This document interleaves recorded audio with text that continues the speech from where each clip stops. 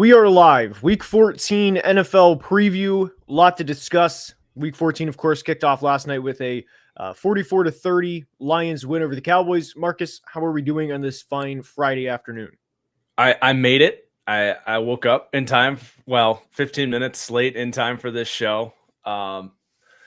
I don't need to give my excuses. Gotta be punctual here on the show, but I'm happy to be here. We got some fun games to talk about here. We got a bunch of Week 14 bye weeks, which I question why we're having bye weeks after Thanksgiving here, but it's good to be here, and I'm excited for the show.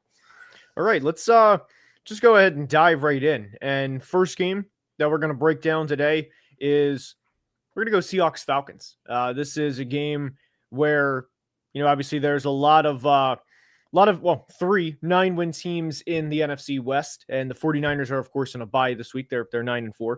By the way, underrated team this year, very under-recognized team nationally, the 49ers. But pertaining to this game specifically, the Seahawks are 7-point favorites, and I have a lot of thoughts entering this game. One of the first thoughts, ironically, goes back to the Rams-Panthers game last week where you saw a team take a cross-country trip to Carolina, and I don't want to disrespect Carolina in the process, but what I'm referring to here is I think that's kind of a wake-up call for a lot of teams. Like if you are a Seattle or LA Rams, that we have to take this 110% serious. And I don't think we're going to, not that they weren't last week, of course, but I don't think that we're going to see a game like last week where, hey, we're going to turn the ball over multiple times. We're going to only run 3 plays in the entire third quarter.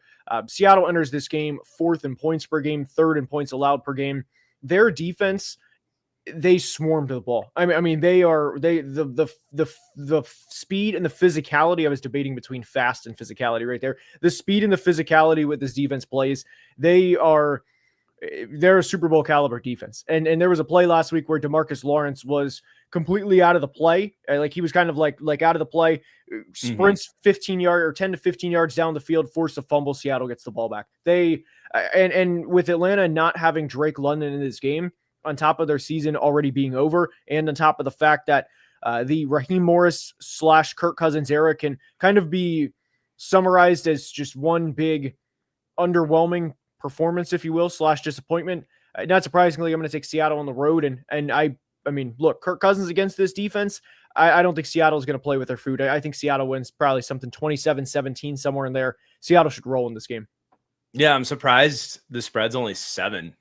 Seattle's number 1 run defense in the league. I like what you said about the speed and, the relentless pursuit is what I definitely think of with this defense as well. So, I don't expect like a major Bijan Robinson game in this one. And obviously Bijan's incredible, but I think they can keep him under wraps. The only chance Atlanta really has is like that veteran brain of Kirk Cousins to figure out this zone heavy Seahawks defense, but I just don't think he's really dialed in to that degree. I think he looked better against the Jets last week for sure, but gotta go Seattle big in this one for sure.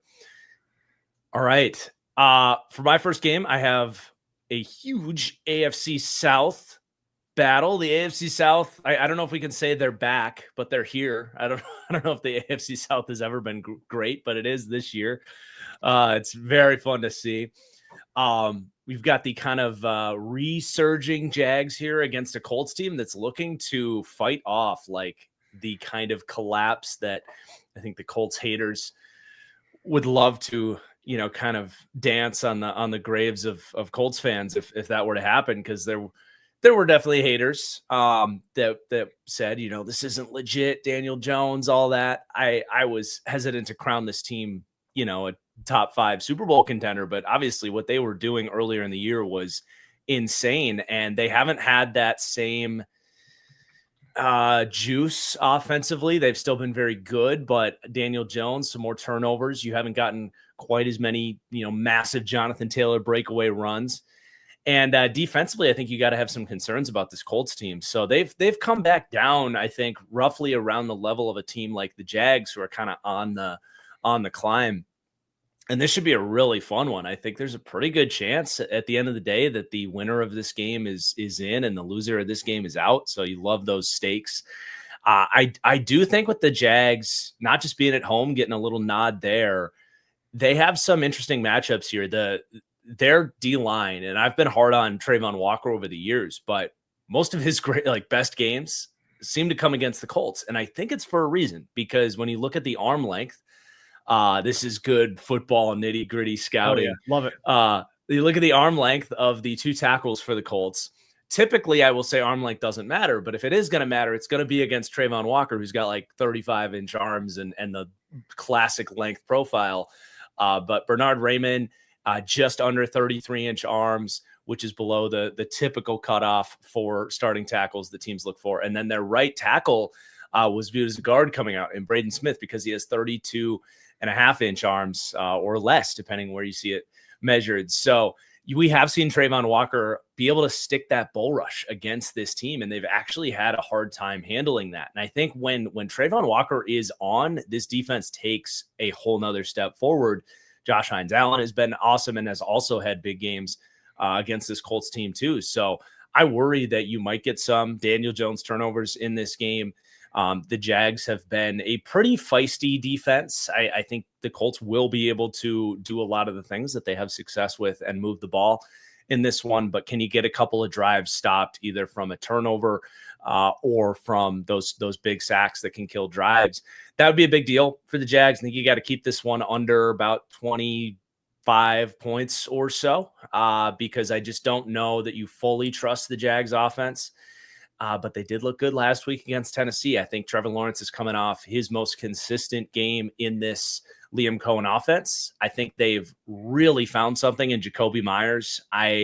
It's weird because I've always said Jacoby is super underrated. I think I had multiple tweets about it last year. Yet when the Jags acquired him, I didn't think much of it. I just didn't think he was going to step in and be like this big impact in the offense. I thought maybe, okay, he'll help convert some third downs with reliable hands, but he's legit been like everything they needed from a secure, don't drop the ball. And just he's brought some more to the table than that too. There's been some more explosive plays from him. He just fits in so well with that group of weapons. Brenton Strange is back as well. They only had one drop last week, and it came from oh gosh, it's like their 6th-string like backup slot wide receiver, Austin Trammell, I think. That was one of the guys that on the field at the end of the Raiders game, which was prior to the Jacoby Myers trade. Yep. So shout out James Gladstone for sure. But yeah, I mean the Jags are doing a lot of good things well right now. So the Colts are in trouble. They gotta fend off the feisty Jags in this one, and Jags are have been extremely frustrating this year, but I think the signs are pointing towards Jacksonville. If I had to make a pick here, which I do, because this is a show where we make picks. I was just gonna ask if I can go, or if you can go. I'm gonna take the Jags in a very close game. So the first question that I had, you were talking about the arm length, and I was just gonna ask if an inch or two makes a difference. That was between 32 and 33-inch arms. That's all I was gonna ask off of that, but that's no comment. And that's just one thing that the comments were asking about that as well, but. Also, I did want to note the Colts have not won in Jacksonville since 2014. So it's been over a decade, and the Jags have, obviously had their number in Jacksonville in the past 11 years. But I honestly think this is going to be a game where they, like over the past couple of weeks, where teams sell out to do, at all costs to stop Jonathan Taylor and force Daniel Jones to beat them. And in 3 of the last 4 games, the Colts have failed to put up more than 20 points. And I know Colts fans, the call last week on the point after the touchdown was obviously bad. That was a horrendous call, but in the same vein, don't put yourself in that position to begin with. And Trevor Lawrence, you pointed it out, great week last week, especially after the Jekyll and Trevor performance the week before in Arizona. Look, I'm going to go with the Jags at home to improve the 9-4. I believe in Liam Cohen. I also believe in Shane Steichen, but I'm going to go with the Jags at home to continue the win streak. And I think they're going to get home. They're going to do everything they can, sell to stop JT and force Daniel Jones to beat him. And the Jags are 9th in rushing DVOA on defense this year, which is an impressive jump for them for sure. So it's kind of a clash of titans, I suppose. All right, go ahead to our next another game. Divisional clash. AFC East, Dolphins, Jets. This is one of the games of the 25 season. So within this, we said this a couple weeks ago that the path for the Dolphins to go into the Week 15 game in Pittsburgh and actually play meaningful football in January is there. Now, do I think they're going to make the playoffs? No, but I mean, at least you can sort of talk yourself into the fact that, hey, they win this week. They improve to 6-7. Yes, 6-7. They can go into Pittsburgh next week, maybe improve to 7-7 with how they're playing. And then you have your final 3 games of Cincinnati, Tampa, and New England. Now, again, I preface this with, I don't think the Dolphins are going to go to the playoffs, but if you are a Dolphins fan, this is legitimately something to buy into, to get excited about within this game. The team, now I will say this, the team looked pretty bad last week outside of Devon Achane and Minka Fitzpatrick. And I kind of have within this, how will they respond? They are still undefeated since they fired Chris Greer, 3-0. So good for the Dolphins for winning last week. But like I said, it was not I wouldn't say it was a good performance last week. The Jets had a big bounce back win against the Falcons last week. And obviously, you're at a point in the year with the Jets where we know they're, I don't know if they're mathematically eliminated. I don't think they are quite yet, but look, we know they're not going to make the playoffs, but with the culture that Aaron Glenn has, you can start to see players really buy in. I mean, they're going all out to the whistle far more often than not. And there's other teams where they're simply not. So you can at least see, even despite losing as much as they are, it's good to see for the Jets to have that, the heart, if you will, and the passion, despite being 2-9 last week against another team that's not going to the playoffs. Because when you get to this point in the year, there can be a lot of business decisions, and it's hard not to blame guys for making business decisions at this point in the year. So for the Jets to bounce back last week, for Tyrod Taylor to have more competent play at the quarterback position, and for Adonai Mitchell to have over 100 yards was huge.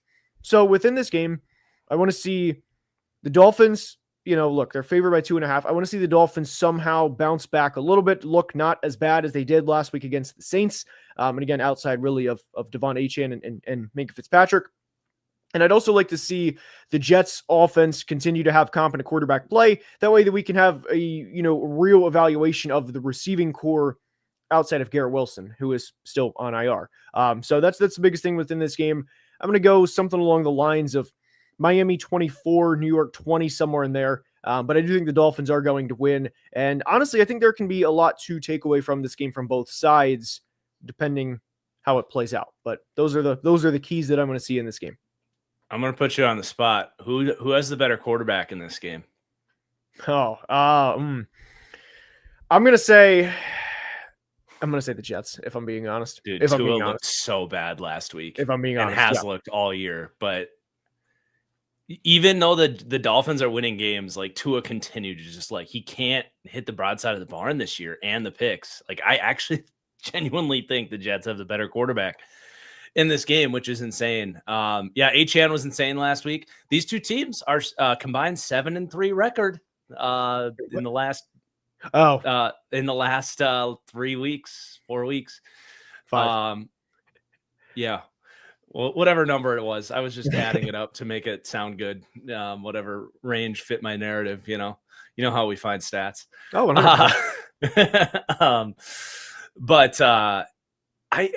screw it. I'll take the Jets at home. I think the Dolphins' little surge here is a Mickey Mouse surge. Their wins have come against.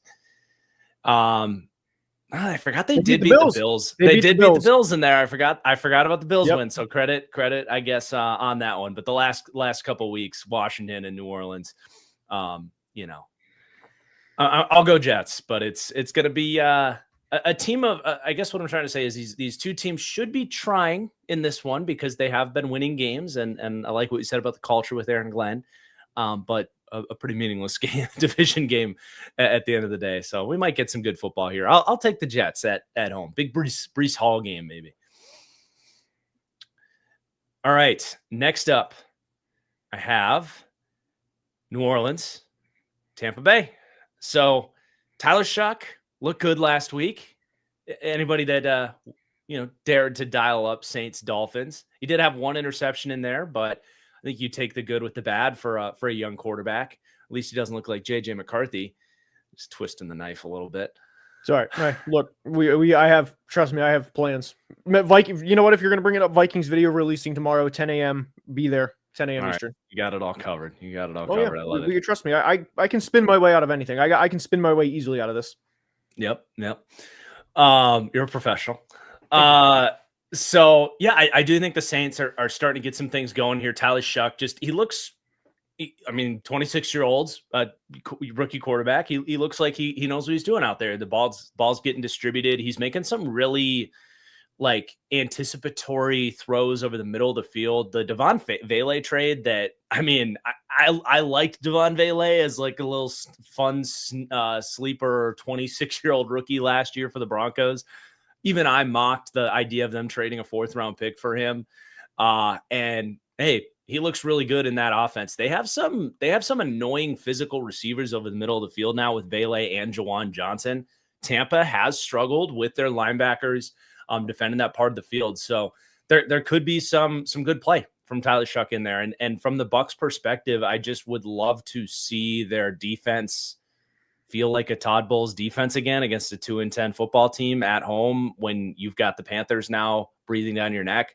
I would love to see the Bucs kind of have a convincing day on that side of the ball because I think they have the talent for it. I think they're missing their front seven has a lot of names that we're familiar with, but I just don't know how much true talent they have in that front seven right now.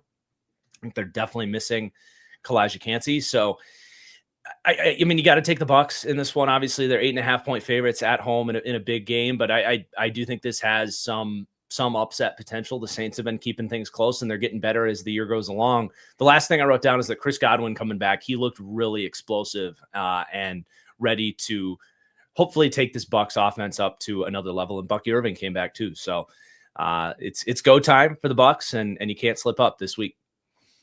Yeah, no, that's the biggest thing. You get to this point in the year, and I hate to summarize it, but it's just win. I don't care how it's done, just win. You cannot lose to this team. And I do think the Saints have a really good chance of keeping this. Like, I think there's a good chance the Saints cover. I wouldn't be surprised at all if it's something like 27-20. And like you said, Tyler Shuck has shown flashes during his time, and there is legitimately something to get excited about for Saints fans. And some Saints fans have referred to this down the stretch of the season, obviously, because the rest of the roster is not great. It's not just the quarterback position, which I know the media doesn't really talk too much about the Saints roster aside from Rattler and Shuck, but they've kind of referred to it as the ethical tank. So it'd be good to lose this game 27-20. Tyler Shuck throws 2 touchdowns, maybe 27-24. Tyler Shuck throws 3 touchdowns, looks good. And Devon Vele looks good. You get to this point in the year, and this will actually segue me into the next game, which is Titans-Browns, where it's better to treat these games like if you are a 2-10 Saints team, you are where the Browns are, you are where the Titans are. It's better to treat these games similar to extended preseason where it's like, hey, who is going to be on our team next year? Who can I legitimately get excited about this offseason? And a player that is not being discussed within the Titans as much, again, nationally as they should, which is a common theme with the Titans, but Chimere DK is, there's a chance that he breaks like the all-time like all-purpose record for a season. I don't know if you saw that. Now, a lot of that is due to return yards, but it's still legitimately something to get excited about for the Titans within this game. Now, for the Titans, this is, we have a rookie quarterback game. We have Cam Ward versus Shedeur Sanders. There's outside of a couple of, that and Cam Ward against this defense. This is a game that's, the over-under is 33.5 points for a reason. The Titans did not look good last week at all. They had less than 200 yards. It was the third time this year they had less than 200 yards, and that was against the Jags. The other 2 were against the Texans, which that's understandable, and then against the Broncos back in week 1, which is also understandable. But you are going up against this team, and obviously we know how good the Browns are. Obviously, the Browns defense is. We know that Myles Garrett is the word generational. He was as a prospect. That word definitely applies to Myles Garrett. Use that word very wisely, by the way, generational. But Myles Garrett against Dan Moore this week. Don't like that matchup for Tennessee. I think that the Browns will win just because I don't think the Titans are going to be able to put up many points on this defense. And the over-under is 33.5. I would still take the under within this game. I do not trust the Browns offense to put up many points against the Titans defense either. And if you told me right now that the Browns would win 13-10, I would say that's about right. I do think the Browns are going to win simply because I trust their defense to make a couple of big plays within this game and to simply keep Tennessee out of the end zone. And I think that the Shedeur Sanders fighting Browns offense can scratch and claw their way down the field for a couple of field goal opportunities. Maybe one drive becomes a touchdown, but 13-10, 14-9, somewhere in there. I like the under in this game as well. Yeah, I was just checking 30. What is it's 33. 33 and a half. It's a classic Iowa football game here. Yes. My God. So Myles Garrett is 4 sacks short of breaking the shared sack record of 22 and a half. And there's 5 games left. So I would love to see Myles Garrett get that done. You know, I don't know how many, because of the amount of attention he gets, it's going to be tough for him to get that number every year. It's just the reality of the attention he gets. So I do think that, Myles Garrett getting that record is a big legacy thing that I would love to see, especially over the years, all the TJ Watt, Myles Garrett, quote unquote debates. I mean, they were debates from Steelers fans. I don't think anybody else really was entertaining the idea that, maybe like 5 years ago when Garrett was still ascending, but there was also a debate between one fan base and another 31 teams, and it was Tua versus Justin Herbert, but that's yeah, exactly. So I personally would love to see, and not just, I mean, it's fun to see him like take it as a neutral observer in it all. It would be fun to see Garrett take that record from TJ Watt and be like, yep, it's me. It's been me. It's like the, looking back at the earth, always has been meme. Right. But yeah, he's running out of time. I mean, it's a record for a reason. It's not easy to get that many sacks in a season. So this is a huge game to hopefully get 1 or 2 of those against a discombobulated offense with tackle problems. Coming up, you've got Chicago with Caleb's very elusive against sacks. Buffalo gets the ball out. Pittsburgh plays a system that tries to limit sacks, and Cincinnati with a good quarterback in Joe Burrow. Like, this is going to be the best game left on the schedule to get maybe a double-digit sack game. So that's really what I'm looking for in this one, personally. A double-digit sack game? Is he breaking the single-game record? No, I know what you mean. Oh, yeah. Yeah, I know what you mean. Double sacks. I know what you mean. Yeah, let's just shatter the record this week by far. Yeah, I'll go Browns too. I don't think Cam's going to have a great opportunity to have success in this game. I just hope he can continue to keep his head above water, which I think I've said twice a week all season long.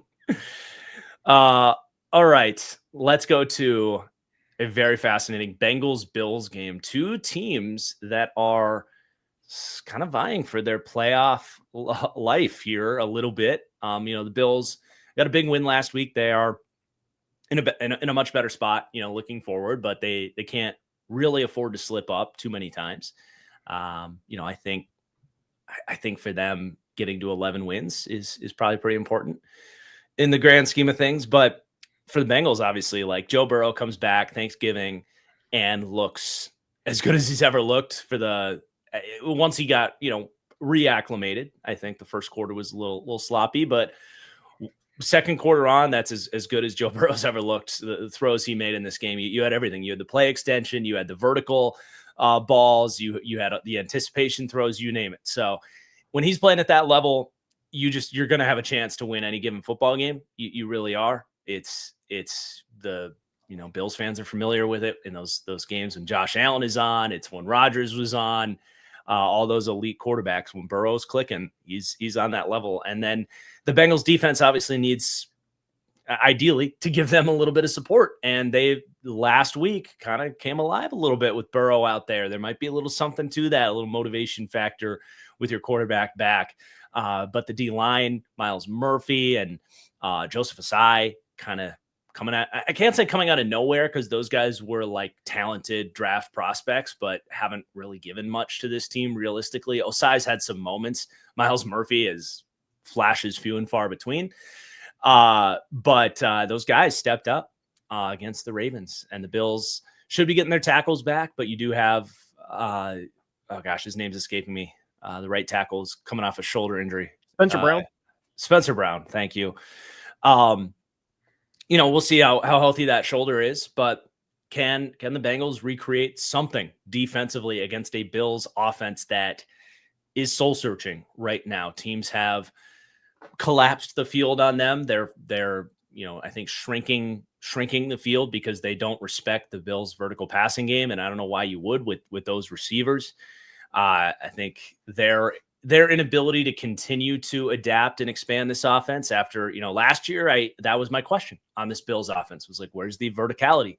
They made it work. Joe Brady made it work with a really finely tuned, quick passing system that I think teams have adjusted, and that's the NFL. So you got to put the pressure on the Bills front office. Like, hey, why was there still no addition? Like, why was your offseason add Elijah Moore at wide receiver? Like what are we doing here? They're trying to fix it with Brandon Cooks midseason here. I don't think that's going to be a big difference maker, but maybe, I guess. Tyrell Shavers has had to be that guy at times. So, the Bengals can have a game plan here with maybe Al Golden figuring some things out with this defense, some pieces in the secondary like DJ Turner and Dax Hill and Jalen Davis. Maybe the Bengals can really win this one. And if they do, they would actually be putting themselves in a pretty nice position with a bunch of division games coming up against their division that cannot get their act together. So I would love to see it. I really think this is going to be a fun game. The Bengals run defense is going to have to step up, but I'm extremely tempted to pick the Bengals to win. Just because the Bills have officially kind of pissed me off with, like, every time I buy in, they look like crap. And then every time I diss them, they step up. So I never know which direction to go on this team because they've burned me both ways so many times at this point. I just want to see them go win the Super Bowl. So they don't have to be that way for me. I got to take the Bills at home. They're just the better football team, but definitely not betting on it unless you're maybe throwing a little bit on the Bengals to pull the upset here. It should be a fun one. I'm with you. And the one thing that I will kind of like jump on with this or hammer home is the Bengals defense has improved significantly over the past couple of weeks. And we did mention last week that they technically allowed more than 30 points to the Steelers a couple weeks ago, but there were 2 defensive touchdowns. So they weren't exactly, defensive touchdowns allowed. The Steelers had 2 defensive touchdowns. And the one thing that I'm eager to see is the Bengals are bottom 5 in pretty much every rushing category defensively. How are they going to fare against a team that just ran for 240 plus yards last week? Yeah. So that's the biggest thing for me within this game. Obviously you keep Joe Burrow, Jamar, and T and the gang off the field. They can't score. So if I'm the Bills this week, I'm simply trying to pound the rock, run it down their throat until they prove they can stop us. And there's times where whenever I think about game plans, what teams should do, what teams should try and attack, there's times where it's very barbaric, where it's like, look, like I'm just going to continue to do this until you can prove you can stop it. The Steelers couldn't last week. Jackson Halls, absolutely love Jackson Halls. He shows up time and time again on tape as a player that he's what I thought he was going to be in the draft process and has been, and I absolutely love to see that. I'm going to go with the Bills to win. I think the Bengals cover, but Buffalo improving. I mean, Buffalo in some ways, this is kind of a must-win. I mean, it's a must-win game for both teams because the path for the Bengals to win the AFC North is very much there, believe it or not. But I still think this is kind of more of a must-win game for Buffalo. But I am going to go with the Bills. I simply trust Josh Allen and Sean McDermott and the Bills at home more than I trust Zach Taylor and the Bengals on the road. But I think since he covers, will be a good game. Very much looking forward to it. But absolutely. With the AFC North, I do want to go to Steelers Ravens. Just figured might as well. Yep, knock it out. So within this, we have the Ravens favored by 6. The Steelers made an acquisition this week. They brought in Adam Thielen. And I have to read this because this specifically was one of the hardest tweets I've laughed at in a while. And if I mean, there's times where I'll like breathe air through my nose like one of those, like just, a little chuckle. But this one, this one was legitimately one of the hardest tweets that I have laughed at in probably the past couple of months. The Steelers, obviously, last week we just talked about, they got beat by the Bills. They had 240 plus yards ran on them. They were outscored 23-0 in the second half. Mike Tomlin's obviously famous with the quotes with whatever he says. Yep. Somebody tweeted, Seth Rohrball tweeted, Mike Tomlin will say something like, "We can't eat soup with forks. We need spoons." Then the Steelers will sign a 2018 Pro Bowler to the practice squad, and they signed a 2018 Pro Bowler in Adam Thielen this week. So that tweet, again, I laughed out loud at that. Had to bring it up. But within this game, for the Steelers, strangely accurate. No, I mean it's but within this game for the Steelers, you have to be able to stop the run. And this is a game where I look for the Ravens to really, really try and establish the run. Baltimore's only ran for 200 yards just once this year, which was in week 1 against Buffalo. It was also the only time they've had 400 yards in a game this year. But the Ravens offense has struggled specifically over the past 3-4 games, I would say. And even during the win streak when they went from 1-5 to 6-5, they weren't exactly great. They had the one okay game against Chicago, and they kind of turned it on in the fourth quarter against the Dolphins. But this is a game where both teams are struggling entering this game. And Pittsburgh was 4-1. Now they're 6-6. And those 4 wins early in the year, they did beat the Patriots, credit where it's due. But the Dylan Gabriel Browns off a bye, the Carson Wentz led Vikings over in Ireland. It wasn't, you know what I mean? Like there's a reason the Steelers are who they are, which is pretty much the same team every year. Now with this, I am going to trust a John Harbaugh, Todd Monken, Lamar Jackson-led team more than I'm going to trust Aaron Rodgers and the Steelers at this point in his career. I do think the Ravens are going to heavily establish the run. And there was also a tweet from Dan Orlovsky this week. The biggest play discrepancy between an offense and a defense of any NFL team this year is the Pittsburgh Steelers. The defense has been on the field for over 150 plays more than the offense this year. And that's about the equivalent of 2 full games. You get to this point in the year, the wear and tear really adds up. And that's, playing 2 full more games is a lot, especially against a Lamar Jackson, a Derrick Henry led team. I'm going to go with the Ravens to really establish the run and win something along the lines of 24-17, somewhere in there. But I do think the Ravens improved to 7-6. I think it's obviously a tough game. I think I actually will go the other way. I'm so turned off of and it's crazy to say that relative to the Steelers, where I'm also very turned off of the product. I've become very turned off by the Ravens, whose offensive line is really struggling. I look at that matchup against the D line, could be an issue. Lamar, something's off. Like, clearly he's not healthy. I don't think that's fixed like over a week. I could see the Steelers defense really thriving in this game, unless, like you said, Derrick Henry really gets going. The Steelers run defense has been really poor this year. So that's going to be a big test for sure. I think I look at the other side of things too. Like, I do think of the Ravens defense as just so porous and like light and loose up front. And that's what the Steelers offense is just preying on, is just to come out in 13 personnel and just say, we're bigger and tougher and more physical than you. And I think they can kind of keep this one. I think the Steelers, when they're able to be in their game script, when they can run the Arthur Smith offense, surrounding all of this, Jalen Warren has been like one of the best running backs in the league this year. He's been like untackleable. He's been giving teams a lot of fits, and I think he's getting healthier here because he had a little, I think it was a knee injury a couple weeks ago that he's kind of recovering from. I thought he looked better this week than the week before. I could see it. I could see Darnell Washington giving this defense fits against a small linebacking tandem. I could see, big Jalen Warren day. I could see Aaron Rodgers, maybe. Yeah, I don't want to really even make this about Rodgers. He's just not playing well, but he can't really play any worse, I guess, is maybe where I was going with that. So I'm going to go Steelers in this one. Okay.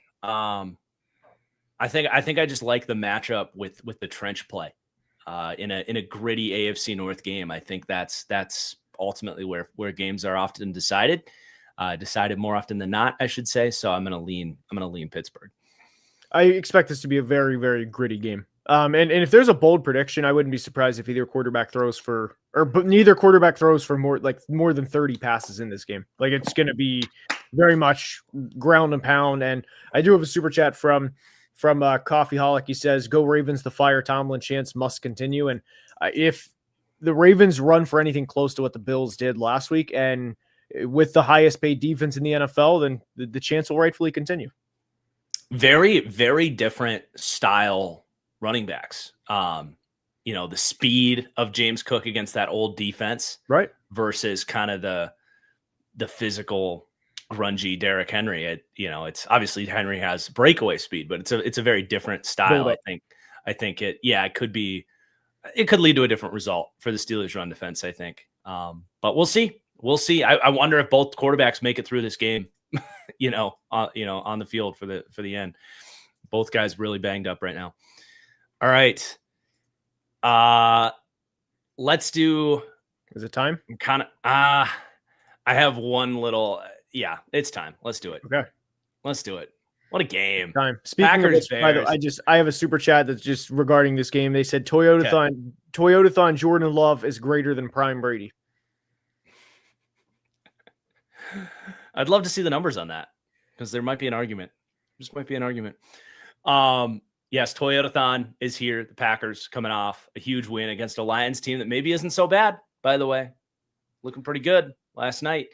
And the Bears taking off the Philadelphia Eagles. Both these teams feeling good about themselves. This is the biggest Bears-Packers game since the NFC Championship, I think. You could also argue, I often get the question of what's the best football game you've ever been at. Until I was at the Vikings comeback, the Colts 33-0 comeback.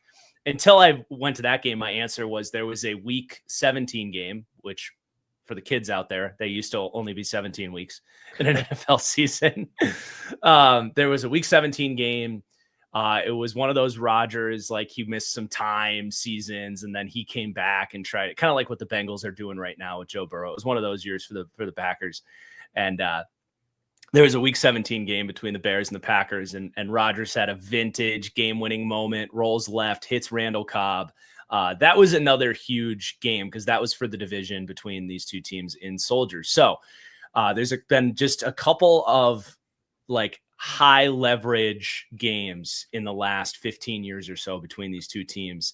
And it's really fun to see the Bears kind of back and, in this type of playoff atmosphere between these two games, because I really do think it's one of the best rivalries in all of sports when it's on. It's just the last 15 years, it just hasn't been too much of a rivalry, to be honest, but I would love to see a great game here. I genuinely would. I know I'm a Packers fan, but I just think it's good for the sport and fun to have these two teams at it. So that's just kind of the setup for this one. But man, a lot of strength meets weakness in this game. You've got this Bears run game that is one of the best in the league. I mean, you've got some teams running the ball at a high clip this year, but the Bears are right up there.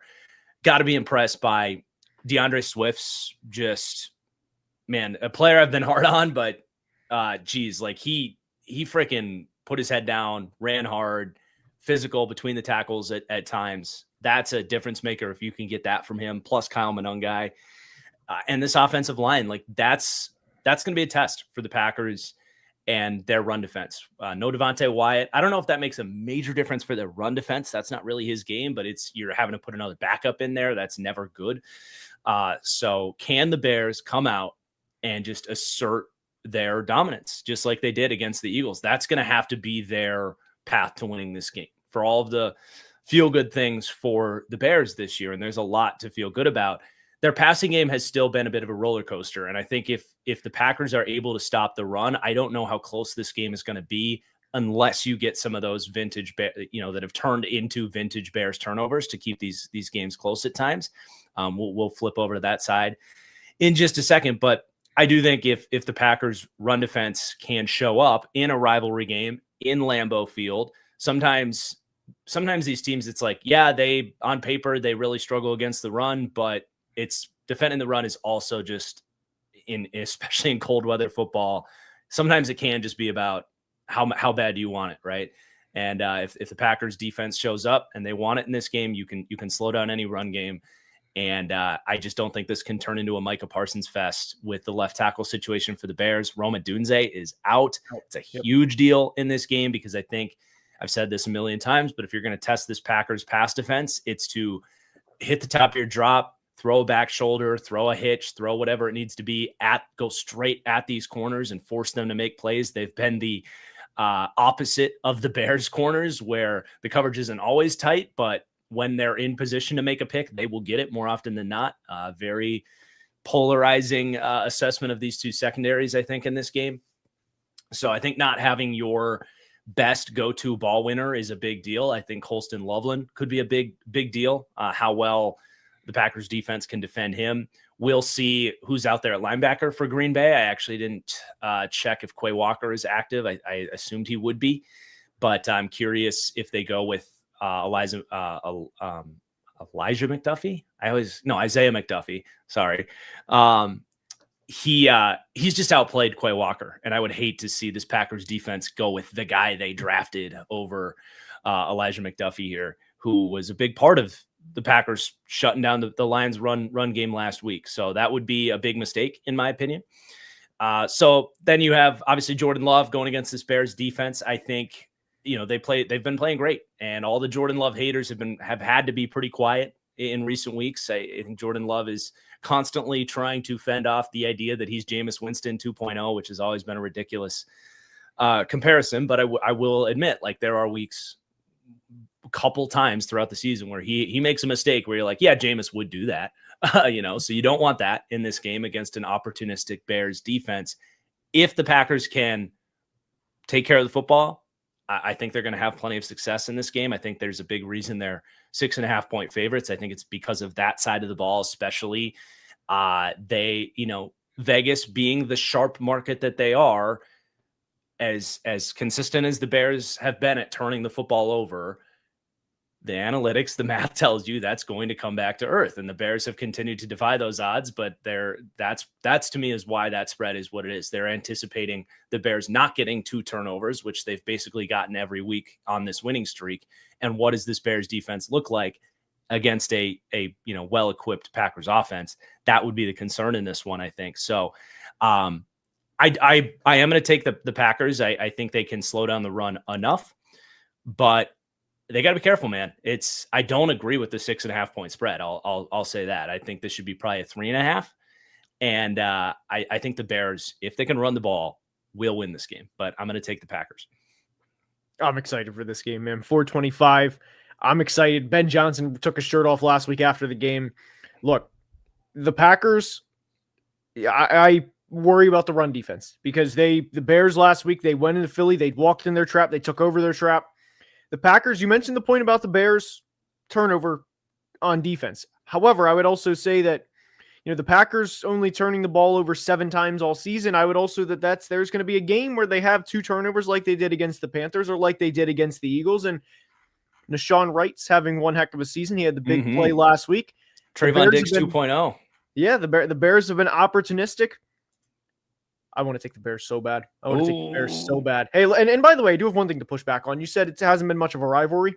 Just if we are calling facts what they are, the Bears are 1-0 against the Packers in 2025. Just if we are calling facts what they are, they literally are. I'm not making that up. They are literally 1-0 against them this year. Yeah, and such a meaningful football game. They're going to be 2 down, such a bear down. Game. Good, better, best. That's all I have to say. Good, better, best. Kyle Monungai, 100 back-to-back 100-yard performance. It's happening. Book it. It's happening. I'm definitely not talking myself into this. I'm definitely not doing that. It's happening. It's 1,000,000% happening. Definitely not talking myself into that. But like I said, it's not crazy. It's not like it's just not. They're not unbeatable. No, they're not. Neither team's unbeatable. Yep. Exactly. Let's just go to the other NFC North team. By the way, if you want. I am loving the good, better, best stuff in the chat, by the way, and a super chat as well from Jamie. Thank you. Just saying Chicago Bears. Okay, what's our next one here? The other NFC North. There's another team in the NFC North playing this week. It's just got to just knock this one out of the way, I guess. Yikes! I didn't even know this game existed. Yeah, I mean, look, there was a there was a clip last week. The Disappointment Bowl, I think. Look, I was going through it during last week's game. We lost 26-0 to Seattle. The clip, I'm not going to spoil the show. So respectfully, do not spoil the show in the comments. Or I mean, there's a lot that goes into this, but there's a scene in Breaking Bad where Walter White he's laughing maniacally, and like he screams, and then he just starts laughing maniacally, and I just tweeted that clip out last week. I was going through it last week. I mean, Brosmer throws the interception in the red zone, and it was downhill from there. Jefferson finishes 2 receptions, 4 yards. Did you like my Max Bro Nosmer? Yeah, it's dude. And there was a clip last week from PFT commenter from Pardon My Take. He was talking about the Commanders against the Broncos. I tweeted it out, and it said, this was my statement prior to the Vikings Seahawks game. It's a personal matter. I don't need you telling me how bad my team is. Please respect my privacy and just let me watch this game in peace. That's where I am with this team. Why we are favored, I'm going to be honest. Jaden Daniels is playing. I have no idea why we're favored in this game. We have 6 points in our last 8 quarters. Sure, you can say that we played the Packers and Seahawks defense over the past couple of weeks, but I have no idea why we're favored. Positively, there's supposedly been a lot of talk in the building that JJ's been really bad because of paralysis by analysis, basically, thinking way too much. So supposedly he's going to go out and let it fly this week. The Justin Fields excuse. Look, you know what? JJ McCarthy is 2-1 in the division, so I'll just leave it at that. And he's NFC Offensive Player of the Week in his first career start. I'll just leave it at that. I have that to look back on. But the Commanders looked good against Denver last week. Jaden Daniels is back. Look, we're in mock draft season, so I wouldn't be upset at all if we lose this game. I'm kind of at a point where if we lose 27-24, even 34-31, we look good. We look like an actual football team offensively. I'm good with that. But again, this is definitely please respect my privacy. This is a personal matter game. And I'll just, I'm just watching my team in peace. I'm not, look, we're out of it. I'm just, by the way, to give a pick. I was going to say, just to give a pick, I think the Commanders are going to win. Yeah. And by the way, the Jaden Daniels is supposed to be playing, and the spread has flipped. I just, at least on my end, I'm seeing now Commanders 1.5. So that makes a little more sense. But you texted me earlier in the week. You're like, not going to lie, I'm liking some of these prospects for the upcoming draft. And I was like, oh, Garrett's really ahead of the game watching draft prospects early. And then I was like, oh yeah, Vikings. Look, I got to prep for Mobile. I can't wait. That's right. It's literally next month. I'm excited. Hell yeah, man. I do have one stat to share, by the way. This is not good. So this is just from last week. Max Brosmer, 126 yards, 0 touchdowns, 4 picks. There's a Twitter account called QB Agami. It's very straightforward. If a player finishes with 231 passing yards, 2 touchdowns, no picks, it basically says, okay, this has been done 13 times in NFL history. And the last player to do it was Andy Dalton in 2014, whatever, right? So Max Brosmer, 126 yards, 0 touchdowns, 4 picks last week. It had been done one time in NFL history. It was by Tommy Thompson in 1950. Tommy Thompson, World War II vet. We thank him for his service, of course. But Tommy Thompson was also legally blind. And we thank Max Brosmer for his service this week, too. I don't know if Tommy Thompson was legally blind and in one eye. And look, I just say every week, team, man. Every week I say it can't get worse, it gets worse. Last week has to be the trough. There is no chance it gets worse than last week. Please don't. Again, this is a respect my privacy game. This is I've been going through it this year. Yeah, I mean, realistically, the Commanders' defense is not good. Maybe this is a feel good week, but I don't know, man. I think I will take. I'll take the Commanders. I don't know how much of that outstanding home field advantage is going to be coming to the table for this one on a cold. Although it's warming up here for the weekend, I'll say that it's been like 5 degrees the last couple of days. But can I call a quick timeout? By the way, I tweeted this the other day. I was taking Meadow for a walk. It was like 20 degrees out and windy. And I mean, she's got to get her steps and she's, a pup. But yep. If you willingly say I'd rather it be 0 degrees than 85 and sunny, I have no idea. Like, that is, what are we doing? I mean, 85 and sunny versus 0 degrees, snow and windy. Yeah, come on. No. Come on. I do have a couple super chats related to this. What is from Kevin? Thank you. What does a Mac Jones to the Vikings trade look like? I don't hate it. I don't. I think the Niners probably try to drive a hard bargain for a third there. Would probably be the price, I think. Maybe you could convince them to do a fourth because it'll be a high fourth. But I don't hate the idea. I think Mac would be a good fit in this offense. I don't know if you have any. You're scheming. I'm scheming. I have a plan for next year. All right. Is that what tomorrow's video is about?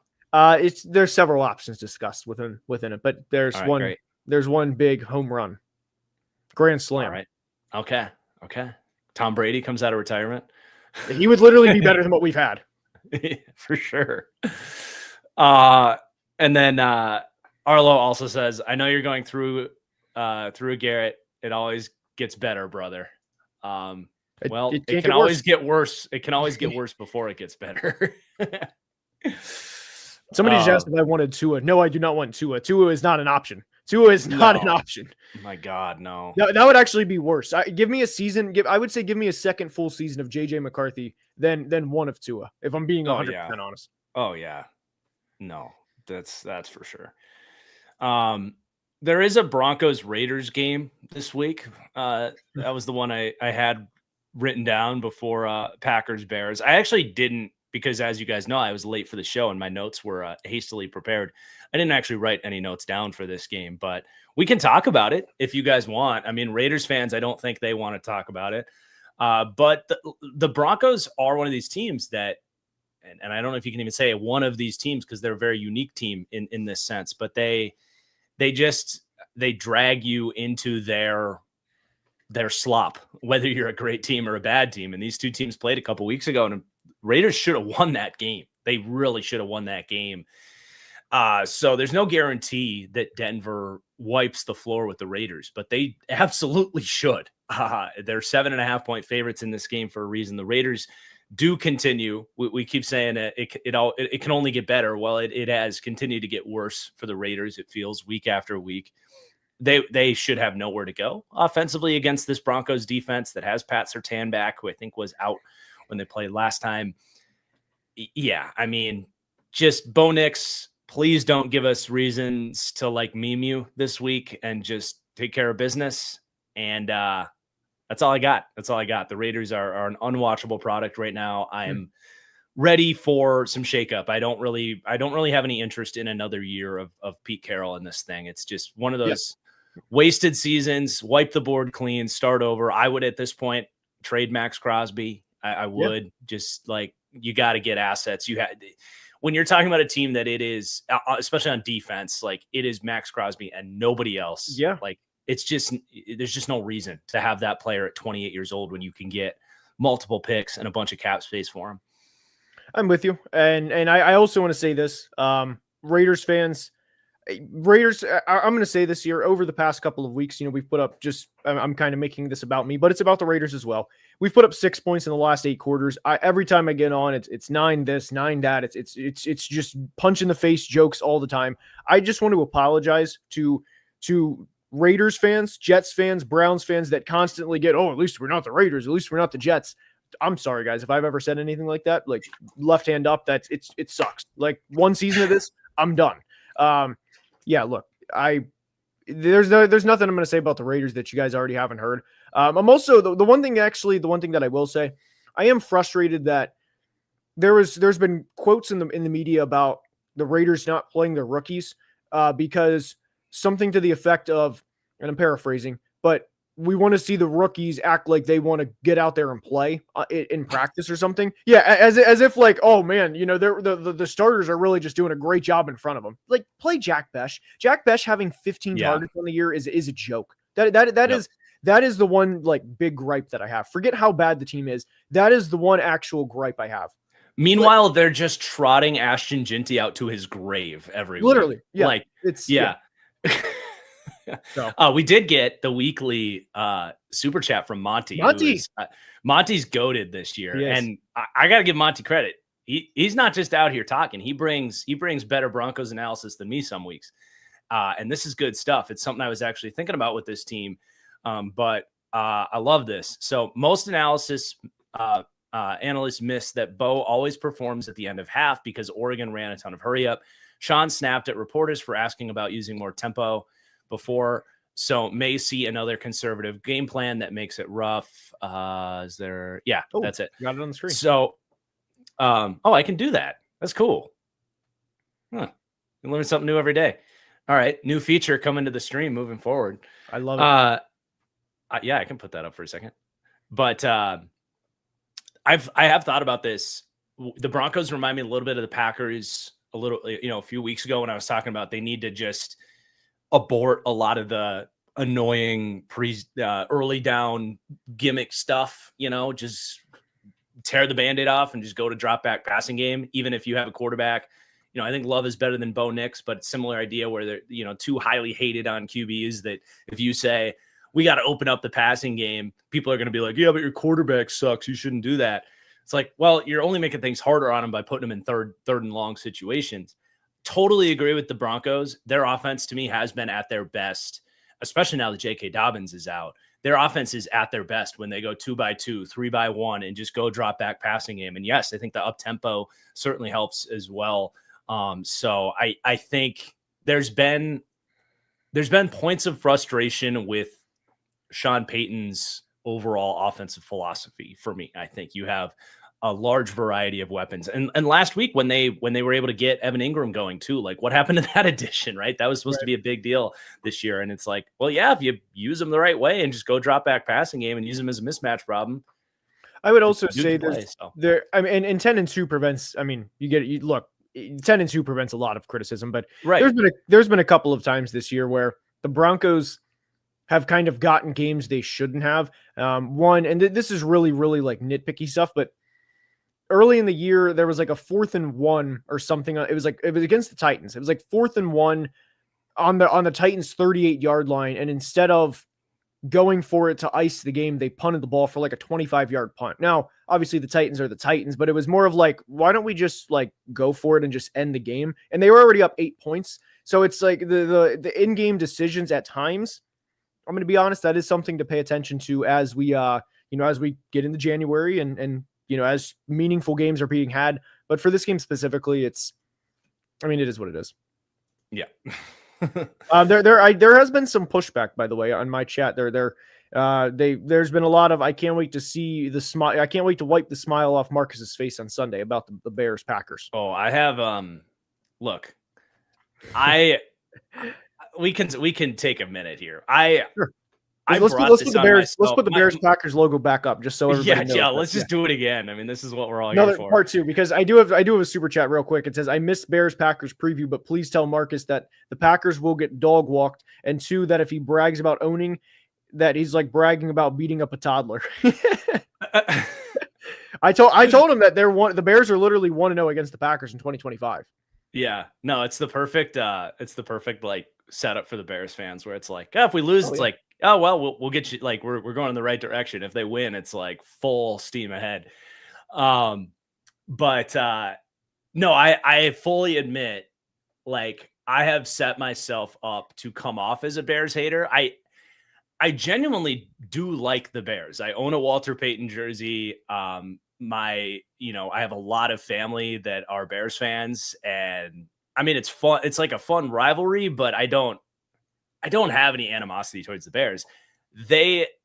My process with my power rankings is what it is, in that I'm going to give credit where credit's due. And if you're beating up on a bad team, like a bunch of bad teams, it's going to take a little while for you to climb up as much as the fans of those teams would like. There's 5 of those teams every single year. This year, it just happened to be the Bears. So it has set me up to come off as like this massive biased Packers fan that hates the Bears. I think if you're really listening to what I say, it's not the case, but absolutely, like, it will be a TFG slaughter if the Bears win this one. We'll be here for I have had fun with this rivalry. Like, I've been sending out the tweets, poking fun at their Mickey Mouse schedule, and like, look, I've been waiting since I was in high school to have fun with Bears fans again. So that's what I'm doing. That's what it's all about. If we're not having fun with this, what's the point? So that's all I have to say. We'll do part 3 in just a minute. We do have Rams Cardinals up next. This is going to be quick. This is going to be real quick, if I'm being honest. The Rams last week, the biggest thing that you need to ask is, how are you going to rebound after last week? The Panthers intercepted Stafford twice. One was a tipped ball in the red zone. One was a really, really good play by Mike Jackson. Stafford entered that game with a 30-2 TD to INT ratio. Obviously, he's been playing at an MVP level this year. The Rams also have very tough games ahead of them. So this is, again, with the Seahawks being 9-3, with the 49ers being 9-3 or 9-4. This is a must win. I'm sorry, I know I kind of say that a lot, but you can't drop this game to the Cardinals. And also within this, one thing that I did want to note is, this is really interesting that we'll discuss next week.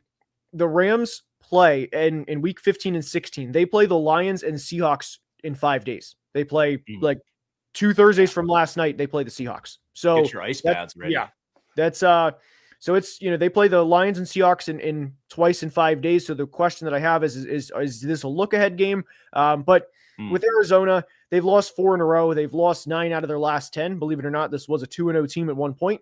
I would like to think that the changes are going to be made this offseason. The Cardinals, to me, they're a team that doesn't make a lot of drastic decisions like during the season, like emotional decisions. So I think that the changes will be made at season's end. But the Cardinals are also 0-7 in games separated by 4 points or less. And one of the biggest things with the Cardinals, they also did announce that Kyler Murray is expected to be done for the season. And so we already kind of knew that, but it's been officially announced.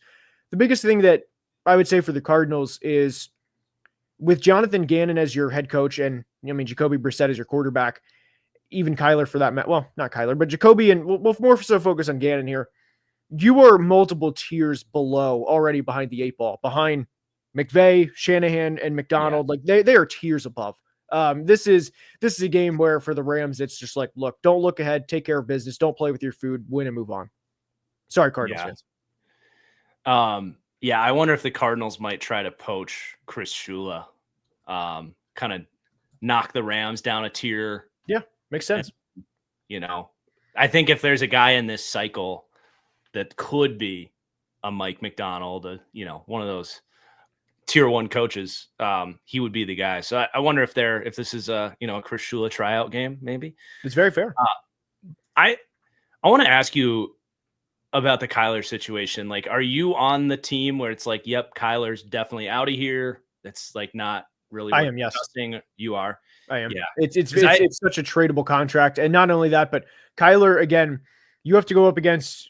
Forget the head coach right the second with Gannon, but you have to go up against those elite teams in the conference or in the division. Is Kyler going to be the guy to push the needle? And it's similar, though.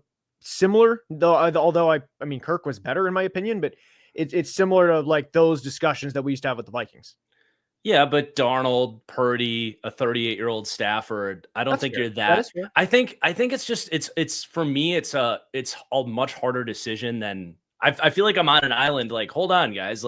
Is that really the best decision for this team? Because when it became Jacoby came in for 2 weeks and looked great, and it was oh, yep, the offense is better with him. Obviously, this is Kyler's fault. He's gone. Well, have we been watching the Cardinals the last 3 weeks? Jacoby's making a bunch of mistakes. He's missing a bunch of throws. He's gone back to being Jacoby Brissett. So he's not your guy. That was, I feel the underlying thing was okay, well, you go with Jacoby and get rid of Kyler. It's not that simple anymore. And I really don't think this team, I think the coach needs to change, but I just don't think this team is that far away. Right. I really don't. And I think if you just ship Kyler off, you have no answer at QB. What are you inviting? That's fair. I don't know. I just don't understand why am I on such an island with this? I'm not even fair. I don't even get, I'm not even, I'm open to the idea that I'm just too high on Kyler, but I don't think he just sucks. I don't. And I would agree with him.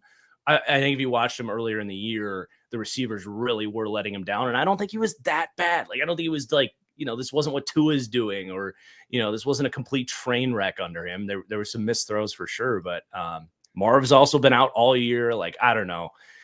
I want to hear from Cardinals fans, like, where are you really at? Because I don't think this team is that far away. I don't. I will say one thing that I think is like off of this. I think it's kind of disrespectful to Kyler, but like people were talking about Kyler for Tua straight up. What? that was the one. Right. That was the one. That's what I'm saying. Like, that's where the narrative's that's at with Kyler. I'm like, come on, like, he's not that bad. Right. Yeah. I also don't think he fits the system that they've put in front of him. Like, he's not a Shanahan play action, attack the middle of the field QB. Go get him more of a spread him out. Brian Dable would be awesome here, I think, with Kyler. I would love that. So we do have 2 games left, SNF and Monday Night Football. Do you want me to take Sunday Night Football to go in chronological, just because? Yeah. All right. Yeah. Chiefs Texans. Couple offensive linemen out Ooh. for the Chiefs. That's the story of this game to me. Jalen Moore instead of Josh Simmons. Insane pass rush for Houston, which is of course led by Daniil Hunter and Will Anderson. The Chiefs are top 10 in both points scored and points allowed, but I'm going to be honest, I don't think they're a very good team right now. And I saw a stat today with something like Kareem Hunt is like top 8 in the NFL in terms of EPA per running play or some crazy stat where he was. I don't see it with the Chiefs. And I do think that they are going to miss the playoffs at this point. The Chiefs have a very difficult schedule ahead of them. Obviously, this game is going to be insanely difficult in its own, especially because the matchups do not favor Kansas City at all in this game. And I think there's a very real chance that Patrick Mahomes is going to be running for his life within this game. But after this, not a difficult schedule. They have a couple difficult games, but they play the Chargers next week, at the Titans, home against the Broncos, and then at the Raiders. And fortunately for the Chiefs, you have your difficult games at home.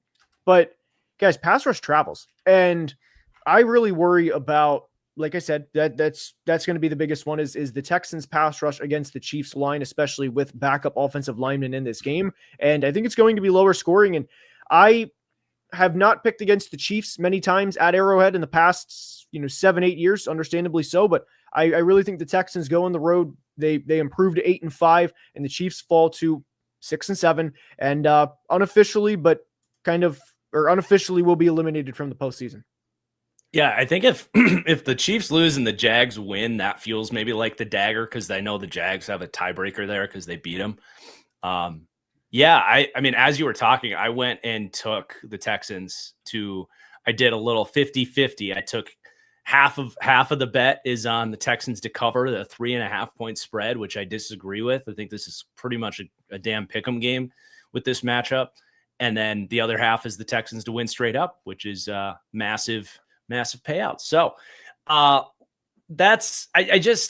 love everything you said about the pass rush. Mahomes has had pocket trauma. I mean, maybe it stems from, the Super Bowl last year, but he has not been typical Mahomes in terms of those perfect pocket navigations and finding plays. He'll still get his for sure. He's Patrick freaking Mahomes, but I absolutely think the Texans can make them uncomfortable. And look, this game gets me excited because I have referred to, as I've defended CJ Stroud throughout the year and heading into the year, people think that CJ Stroud sucked last year because he wasn't as good as his rookie season. He was still very good. The Texans still won double-digit games and went to the second round of the playoffs by destroying everybody's darling Chargers. And, just please watch that game Stroud played in Arrowhead in the playoffs last year. He was outstanding. That was the game that coming out of the year, I was like, all right, this was an ugly year for the Texans, but I still think it's all in there with Stroud. And I think it's been a continuation of last year. It's not all perfect. He threw a really questionable interception last week against the Colts. Luckily, it didn't end up costing them the game. Got a little help from the refs. The refs were awful in that game last week, by the way. The Texans got some, the Colts got a few more. Anyway, Stroud threw an ugly pick. There's been some sloppiness for sure, but he still made a bunch of plays, and they're figuring things out with this offense. So I really think this could be a reminder like, oh yeah, Stroud did go into Arrowhead in the playoffs last year. And if the Texans special teams didn't spot the Chiefs 9 points, and I'm not kidding you, they win that game. And we're talking about what a big moment for CJ Stroud to go knock off the Chiefs. I think this could be, that could have been a prequel to this one, I think, a little bit. So I love the Texans in this game. With Chris Jones falling down a tier as a player, the Chiefs just don't have a single player on their team that makes a difference. They don't, other than their quarterback, obviously. But I like the Texans to keep it going here. All right, this is a big game for you. Chargers Eagles. Yeah, jeez. I love that you made me talk about this one. You gotta be, look, you gotta be strategic, Yeah. The two QBs, if people don't know what he's talking about, the two QBs that I've probably been the hardest on over the last 3 years or so. Herbert has largely gotten me to shut up this year, but his play the last 3 weeks has kind of tickled my little go hate on Justin Herbert bone. Very quietly the last 3 weeks. Herbert has avoided criticism despite one big time throw to 3 turnover worthy plays. And he has had just some throws this year that, in a win against the Steelers, but he just throws it straight to a linebacker on a play that was like, oh, that was weird. He throws a pick 6 against the Titans in a game that they win last week against, the Raiders. He throws a really ugly pick down in the red zone. It's just like, wait a minute, what is going on with some of these decisions Herbert's making? It's kind of funny, he makes these throws and nobody says a word, but Jordan Love does it. And, it's full scale panic. He's Jameis Winston, just an observation. No bias attached to that at all. So I do think in a game that you can't make those mistakes on primetime on Monday night, do we see a kind of weird Justin Herbert moment in this game? The Chargers have had kind of the opposite of the Eagles, where they get all the excuses basically because of the tackle injuries, and they're already, I think, on course, if not a little bit ahead of what you would expect if you told me both their tackles were going to miss the whole season, and knowing what that offense looks like without Alt and Slater, obviously. So, I think there's a reason that they've avoided a lot of criticism in some uglier moments, and they're 8-4, and that's great. But I do think the talent of this Chargers roster going against the talent of this Eagles team, it is a tale of not a tale of two halves, but you know what I'm saying. It is night and day. So I got to think that the Eagles roster talent in this game, Lane Johnson injury aside, they're going to show up and assert that on a Chargers team that I just don't really look at. Timeout. Yeah. Jalen Carter's also out. Oh, okay. All right. So that's big. I mean, that evens things out. We've seen that does actually change a lot for me, because we've seen what's his injury? I didn't even realize he was questionable. Shoulder. Okay. I think it's shoulders. Somebody correct me maybe if I'm wrong, but I think it's shoulders, like both. Interesting. But he played last week against the Bears, right? Yes. Yeah. Okay. So that's a big deal. I mean, we have seen that makes a world of difference for the Eagles defense, because he's the guy that Fangio can kind of craft the blitzes around, knowing they're going to get slide help towards Jalen Carter. He obviously, if he gets a one-on-one, will dominate. Like, he's that X factor type of dude. So that's a big deal. That will help the Chargers be able to throw the ball and run the ball. That's offense for you in the NFL. But okay. All right. Thank you for interrupting and letting me know that, because I think that does bring this thing back a little bit. So with that, hopefully Herbert can get a little bit more time and can pick this defense apart with his playmakers. But I think the biggest pressure in this game is what I was kind of building up to with the whole idea that the Chargers have escaped criticism. You look at the other side of this, the Eagles, they've been bombarded for their disappointments this year, yet they are 8-4 and they're at the same record as the Chargers. It's kind of funny to look at the two different, the way the media treats these two different teams arriving in the same place. But I do think still, the Eagles should be able to run the ball against the Chargers, ranked 25th in run defense. They, outside of Diane Henley, who I like, there's just nobody in that front that I look at like, yeah, you're gonna help slow down Saquon Barkley and this O-line and contain Jalen Hurts. There's a reason the Chargers have struggled against the run in so many parts, yet the Eagles are 24th as a rushing offense. I think this is on Monday Night Football an opportunity for the Eagles to have a little bit of a fork in the roads moment where it's okay, either things go right and we're running the ball and Saquon looks like, something closer to last year's Saquon in a matchup that should be like, if the Eagles can't show up on a Monday night game and run on this Chargers team, when are they going to do it at this point? So I think that's big. And then obviously, yeah, if they can't, we can have some real serious concerns. Now, Cowboys lost, so they're going to win their division, but I still think the Eagles are fascinating in that they could be a world beater by the end of the season, or this could be the 2023 Eagles all over again. Yeah, I'm with you. And there's a lot that I want to address. So let me just kind of I just want to brain dump here. The Chargers interior defensive line, Jamari Caldwell to me has been a little frustrating. I thought he was going to be a player that would bring a high floor in the run game.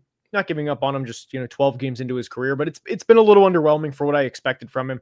And then what you said with the Chargers getting excuses with Slater and Alt out, and then the Eagles, they have Lane Johnson out. But this is a game to me that I think can be really ugly, just for several reasons. I wouldn't be surprised if this is like a 16-13 finish, just an absolute slugfest.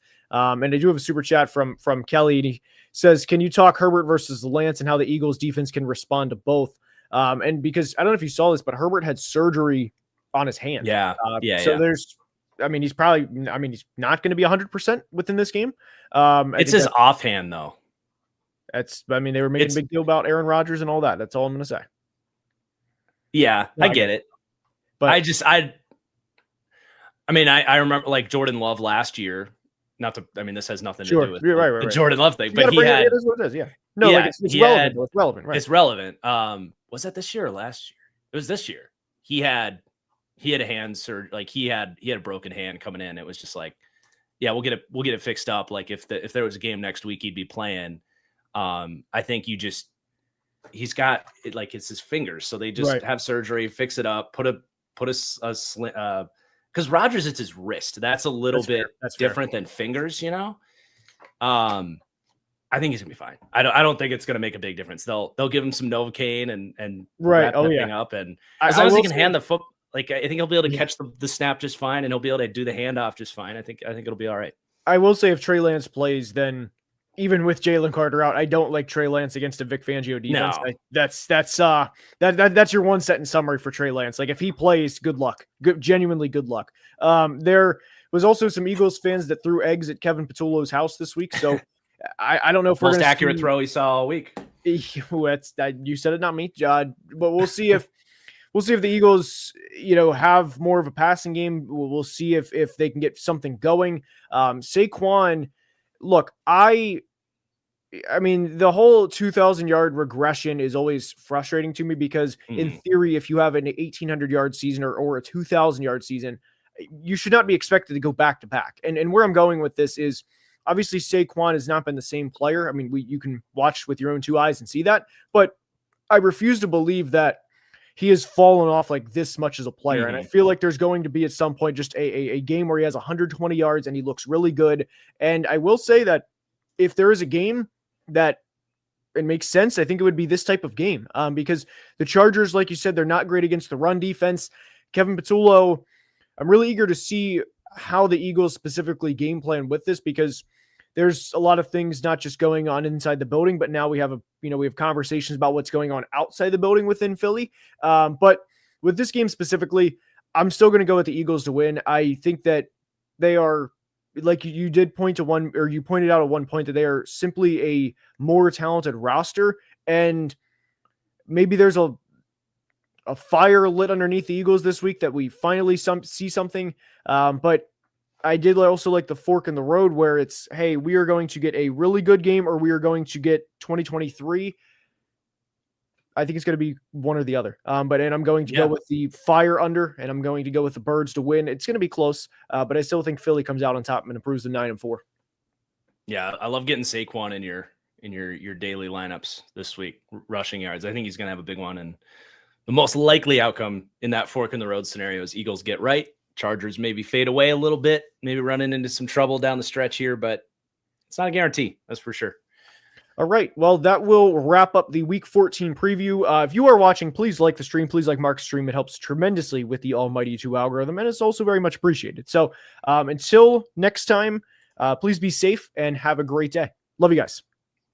Cheers, guys. Boom, baby.